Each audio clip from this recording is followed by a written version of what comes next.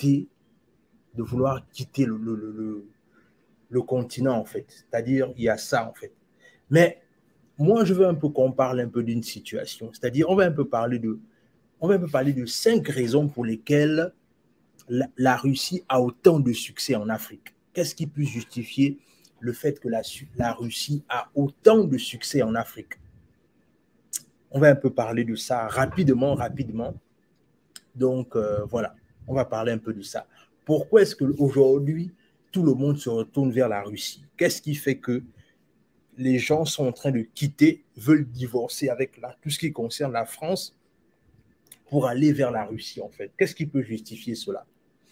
Alors, la première raison qui peut justifier le fait que les pays africains, en fait, veulent prendre comme partenaire essentiel aujourd'hui la Russie, c'est simplement au niveau de la coopération économique et commerciale.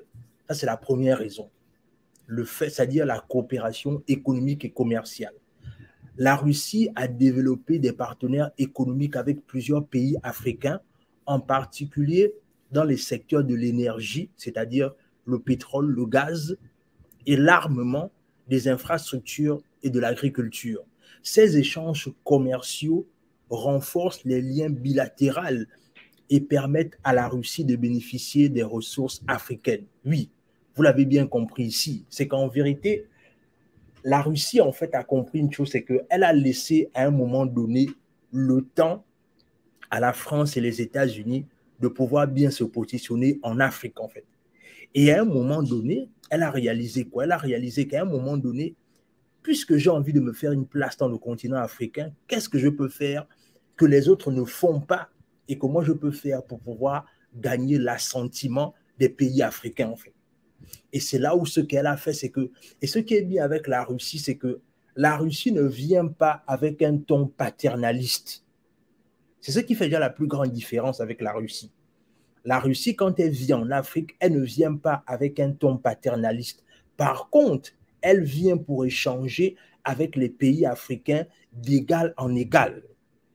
C'est la raison pour laquelle, dans leur partenariat, en fait, eux, ils font quoi? C'est-à-dire, eux, ils font des partenariats dans le sens là où ils veulent que les Africains sortent de ce cocon là où, en fait, la France leur dit ce qu'ils doivent faire. La France doit choisir quel est le dirigeant avec lequel il va dealer, etc., etc. Donc ça, c'est la première chose, en fait. La première chose essentielle pour laquelle la Russie a autant de succès avec l'Afrique. La deuxième raison ici, c'est la diplomatie active.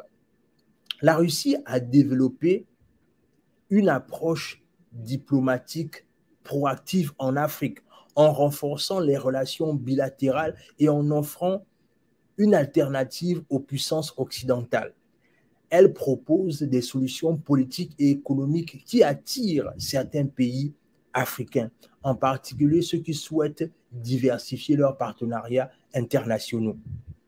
Mais bien évidemment, vous voyez déjà là qu'à un moment donné, le fait même que les pays africains, en fait, veulent changer leur partenariat ou encore veulent diversifier leur partenariat, vous voyez qu'à un moment donné, ça fait le lit de la Russie, en fait. Parce qu'à un moment donné, c'est ce que les Russes, en fait, eux, ils cherchent depuis, en fait. C'est-à-dire avoir une mainmise sur le continent africain, en fait. Et là, à travers les différents coups d'État et le changement de dirigeants, ce qui se passe simplement, c'est que les Russes tombent sur l'occasion là pour pouvoir faire des partenariats gagnant-gagnant avec les pays africains, en fait. Donc, ça, c'est déjà ça. Le troisième point ici, c'est le soutien militaire. Oui, on va marquer une position au niveau du soutien militaire.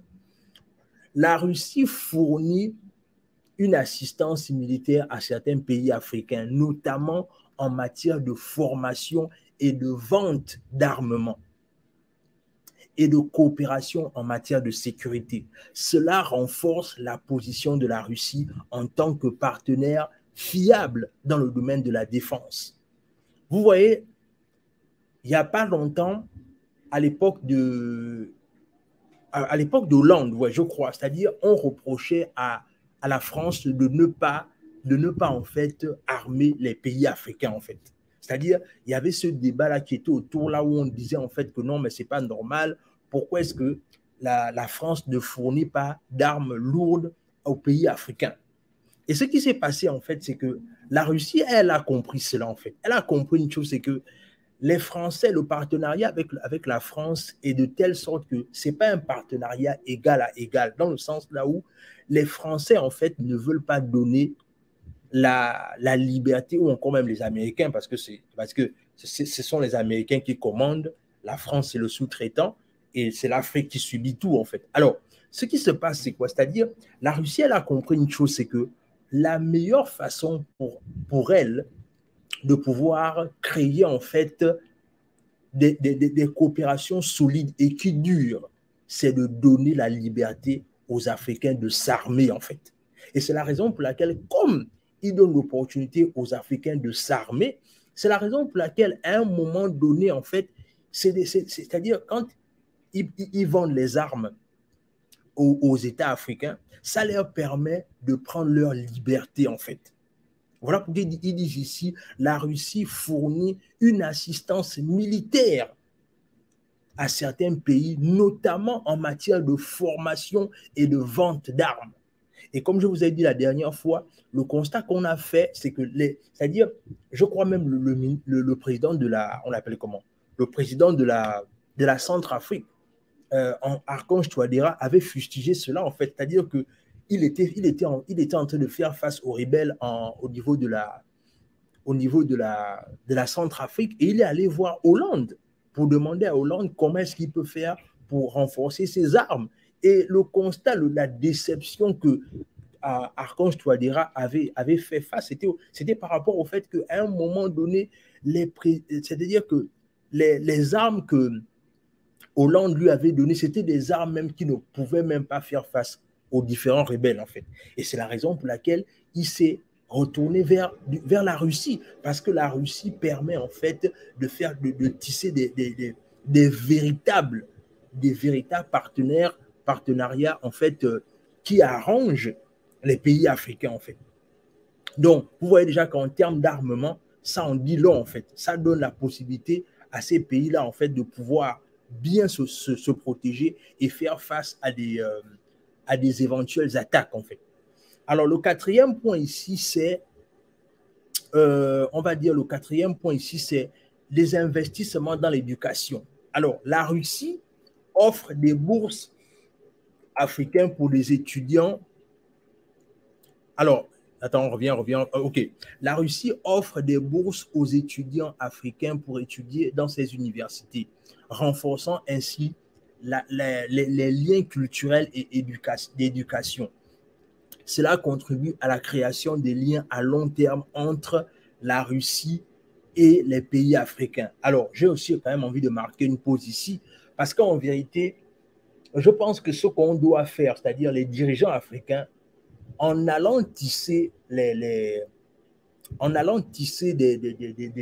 liens avec ces pays, avec la Russie, moi je pense qu'à un moment donné, il faut aussi que les pays africains commencent également à parler aussi du traitement auquel les étudiants africains font face à la Russie. Parce que le but ici n'est pas simplement d'aller faire des partenariats avec la Russie, mais c'est aussi de parler aussi un peu des traitements avec lesquels les étudiants africains sont traités en Russie, en fait. Parce que c'est un grand problème, n'ayons pas peur de le dire, c'est un gros problème le fait que en Russie, les étudiants africains ne sont pas bien traités, en fait. Moi, je pense que dans le long terme, que nos parents qui décident d'aller faire les partenariats avec la Russie, qu'on parle également de ça aussi. Le fait que les étudiants africains ne sont pas bien traités en Russie. Il y a un racisme là-bas qui ne dit pas son nom.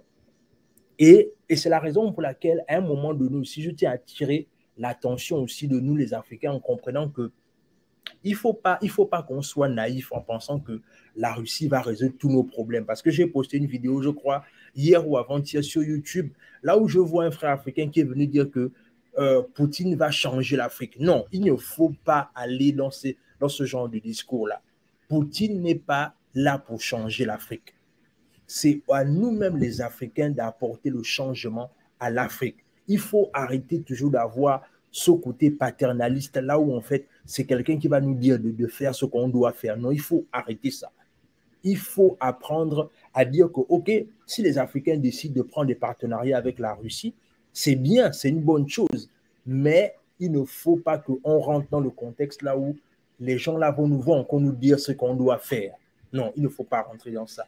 Il faut que nous-mêmes, autant que nous sommes, on décide de pouvoir clairement choisir les personnes avec lesquelles on veut dealer, mais aussi de choisir les personnes avec lesquelles on veut faire du business, en fait. Alors, je vais passer au dernier point. Alors, le 5e point ici, c'est la recherche de nouveaux marchés. L'Afrique offre un potentiel de marché en croissance pour de nombreux produits russes. Et la Russie cherche à diversifier ses exportations vers ces régions.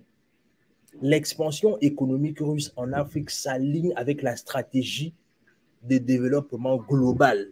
Ceci pour dire simplement que, à un moment donné, ce qui est intéressant, c'est que, c'est-à-dire, la Russie, voilà pourquoi je vous disais que la Russie, en fait, en vérité, là où je pense qu'ils vont s'inspirer un tant soit peu de ce qui s'est passé avec la France, mais avec beaucoup plus de pincettes, c'est que la Russie a regardé comment est-ce que la France gérait les pays africains, en fait.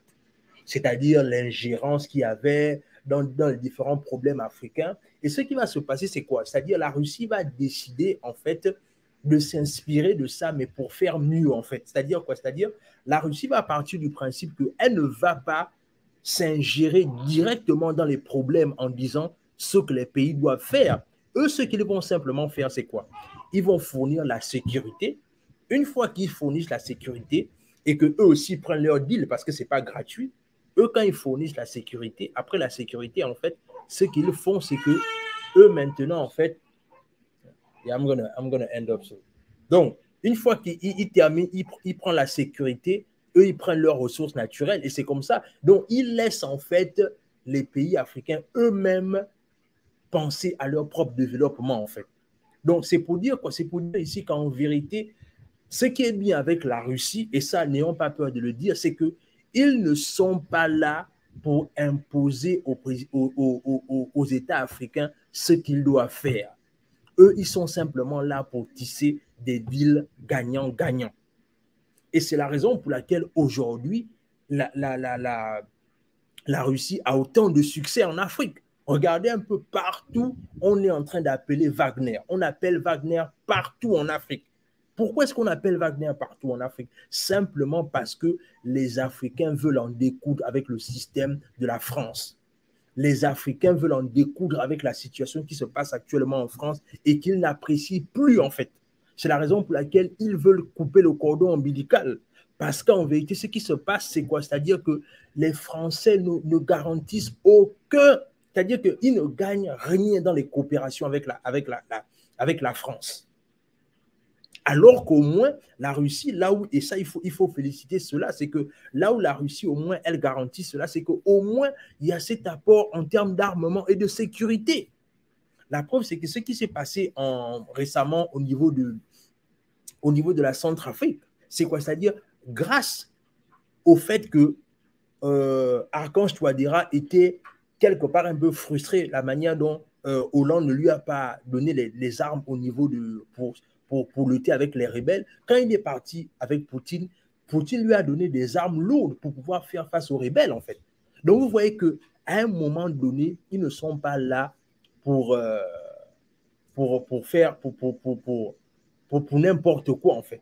Donc, les amis, là, je voulais vraiment vous faire cette petite vidéo rapidement comme ça, mais je vais revenir, je vais faire une bonne vidéo rapidement, là où je vais bien expliquer tout ça là en détail. Mais comme j'avais un peu de temps, là, un petit temps, je voulais quand même un peu partager